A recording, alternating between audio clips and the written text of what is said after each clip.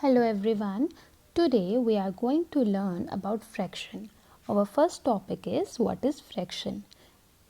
Fraction means part of a whole object or collection of objects.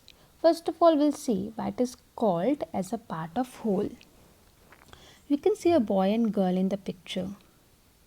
They are brother and sister and want to share the cake. So how can they share the cake? They have to divide the cake into equal parts. As they are two, so they cut the cake into two equal parts. Like this. So here each part represents fraction. As they have cut the cake into two equal parts, so each part is representing fraction. So what does fraction means? Fraction means part of a whole object. जो पूरे object में से किसी part को हम represent करें तो वो फ्रैक्शन होता है. So we'll learn further how to represent it in the fraction or how to write it in the fraction. First we will understand what is fraction. So moving further, you can see a pizza here, and this pizza is divided into 6 equal parts. You can also count the number of parts 1, 2, 3, 4, 5 and 6.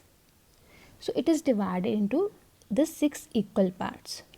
So here each part is representing fraction because we have divided the whole object into the equal parts and each part is called fraction.